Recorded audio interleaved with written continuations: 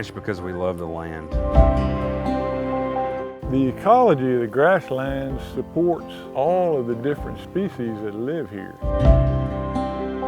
Those species above ground allow our grazing animals to graze year-round. It also provides for wildlife habitat. It provides for pollinator habitat. But also there's biodiversity below ground. All of those different types of roots attract different types of animals below the soil. You have to have the diversity of all those plants together, working together underground to feed themselves and feed each other, and the microbes and all the bacteria that's in the ground. It has to have those plants working together. It also is a major watershed. You know, it's kind of like the lungs of the world. Unless it's healthy, you're not going to have as many different species, and they're not going to be as healthy.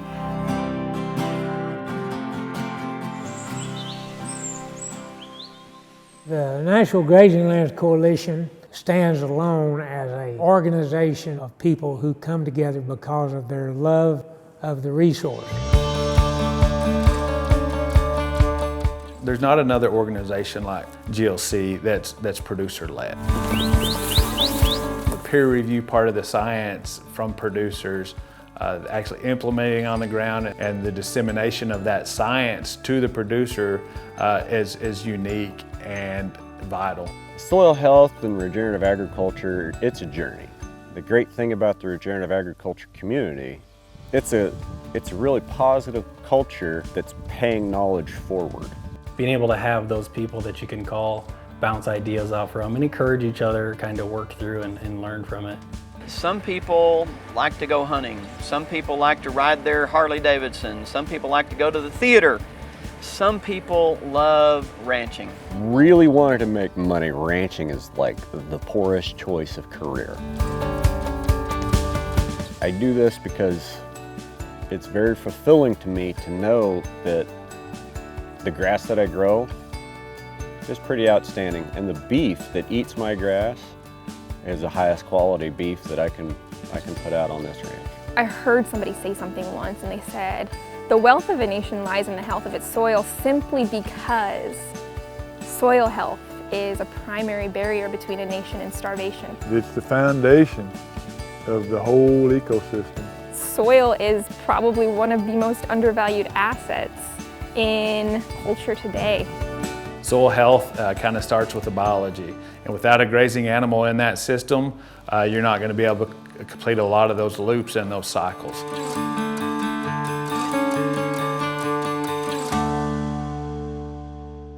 I graze this pasture 2 times through the year, but when I am approaching the fall and I'm trying to prepare for my winter stockpile, I'll remove the cattle. I won't graze it from about, say, end of July. Heavy rotational grazing. It's just a linchpin that helps me accomplish all of my goals economically and environmentally. If you know how big your cows are, you know how much your cows need to eat. You know how much forage, you know your forage demand.